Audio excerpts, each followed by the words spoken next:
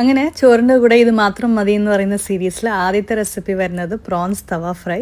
ശരിക്കും പറഞ്ഞാൽ ചോറിൻ്റെ കൂടെ ഇത് മാത്രം മതി, എന്തായാലും ഒരു മസ്റ്റ് ട്രൈ തന്നെ. ഈ ഒരു റെസിപ്പി ഞാൻ നോട്ടീസ് ചെയ്യുന്നത് ഫുഡി ഗഡി സ്നേഹയുടെ പോസ്റ്റിൽ നിന്നാണ്. എൻ്റേതായ കുറച്ച് മാറ്റങ്ങളൊക്കെ വരുത്തിയിട്ട് ഈ ഒരു റെസിപ്പി ഉണ്ടാക്കിയിട്ടുണ്ട്. ആദ്യം തന്നെ ചെമ്മീനിൽ മഞ്ഞൾപ്പൊടി ഉപ്പും വെള്ളവും ഒഴിച്ചിട്ട് ഇതൊന്ന് ഒരു 3 to 4 minutes വേവിച്ചെടുക്കാം. പിന്നെ കാണുന്ന ഐറ്റംസ് ഒക്കെ ഒന്ന് നല്ലപോലെ ഫൈൻ പേസ്റ്റ് ചെയ്തെടുക്കാം. അതിനുശേഷം ഈ പ്രോൺസ് ഒന്ന് മാറ്റിയിട്ട് പ്രോൺസിൻ്റെ ജ്യൂസിൻ്റെ കൂടെ ഈ അരച്ച് വെച്ചേക്കുന്ന മിക്സ് ആഡ് ചെയ്തിട്ട് കുറച്ച് വെളിച്ചെണ്ണയും കൂടി ആഡ് ചെയ്ത് ഇത് നല്ലപോലെ ഒന്ന് കുക്ക് ചെയ്തെടുക്കാം. ആവശ്യമുണ്ടെങ്കിൽ കുറച്ച് വെള്ളം ഒഴിച്ചു കൊടുക്കാം.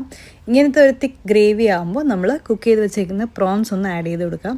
അതിനുശേഷം നല്ലപോലെ കോട്ട് ചെയ്യുക. ആവശ്യമുണ്ടെങ്കിൽ ഉപ്പ് ആഡ് ചെയ്ത് കൊടുക്കാം. ഇതൊരു 2 to 3 minutes ഒന്ന് കുക്ക് ചെയ്തെടുത്താൽ നമ്മുടെ അടിപൊളി പ്രോൺസ് തവ ഫ്രൈ റെഡി. ഒരു ഗാർണിഷിന് വേണ്ടിയിട്ട് കുറച്ച് ചോപ്പ് ഗ്രീൻ ചില്ലീസും കറി ലീവ്സും അതിൻ്റെ കൂടെ കുറച്ച് ഓണിയൻ റിങ്സും ഫൈനലി വെളിച്ചെണ്ണയും കൂടി ഒഴിച്ചാൽ നമ്മുടെ പ്രോൺസ് തവ ഫ്രൈ റെഡി.